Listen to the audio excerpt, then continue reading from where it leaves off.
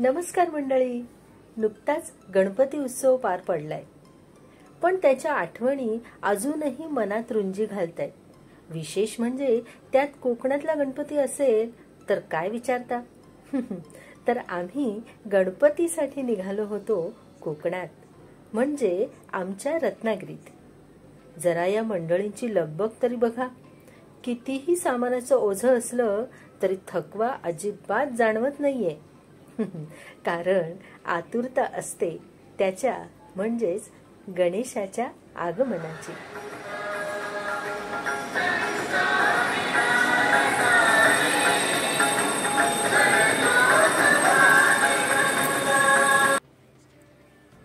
निसर्गाचा आस्वाद घेत घेत आम्ही रत्नागिरी रेल्वे स्टेशनवर उतरलो. तो तिथलं वातावरण सुद्धा अगदी उत्सवाला साजेसं असं होतं. अगदी पहाटे 4 वाजता उठून दादरला फुलांची खरेदी केली होती. सो आम्ही सगळ्यांनीच फुलांचं मखर अगदी मनापासून सजवलं होतं. त्यामुळे त्याचा आनंद हा काही वेगळाच होता. आमचा बाप्पा फुलांनी सजला होता.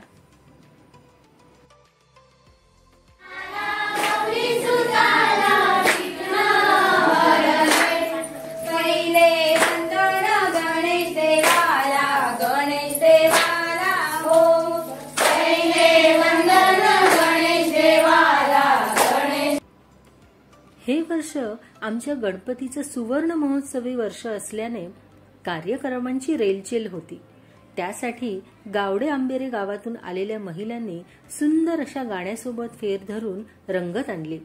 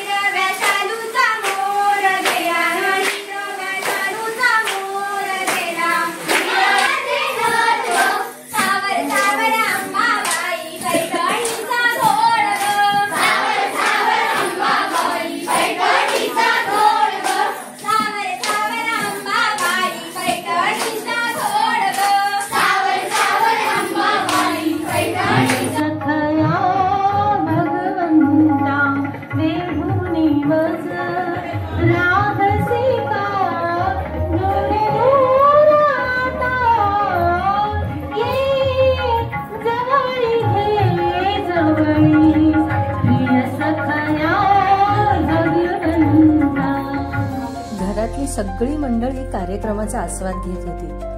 त्यातच आम्ही आमच्या लाडक्या पुतण्याचा वाढदिवस देखील साजरा केला. मंडळी, कोकणातला गणपती आणि भजन नाही असं होईल का?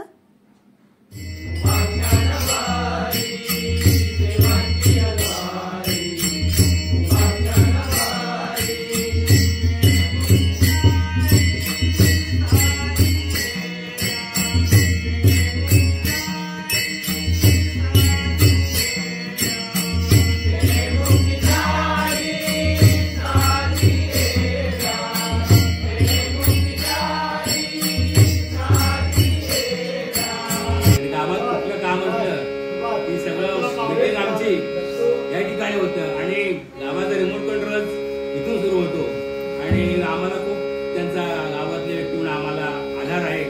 असंच त्यांनी देखील सामाजिक कार्यामध्ये असंच आमच्यासोबत राहावं गणरायाकडे प्रार्थना करतो.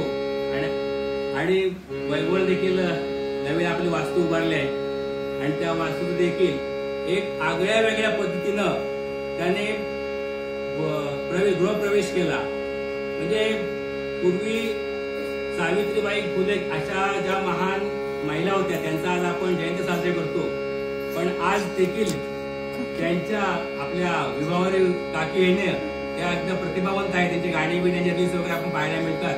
त्याने आपल्या पद्धतीनं कुठल्याही भटजी किंवा गुरुला न बोलवता आपल्या पद्धतीनं एक गृहप्रवेश सुरू केला आणि एक समाजाला नवीन दिशा दिली. त्याबद्दल वहिनींचं आधी अभिनंदन.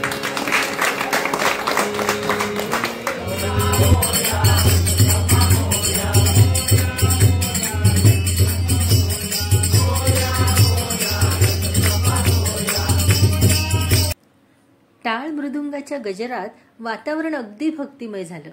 त्याबद्दल खर्डेवाडी मित्रमंडळाचे मनापासून आभार. पण मंडळी, इतकंच नाही तर अजूनही बरंच काही शेअर करायचंय तुमच्यासोबत. त्यासाठी लवकरच भेटू दुसऱ्या भागात. तोपर्यंत नमस्कार.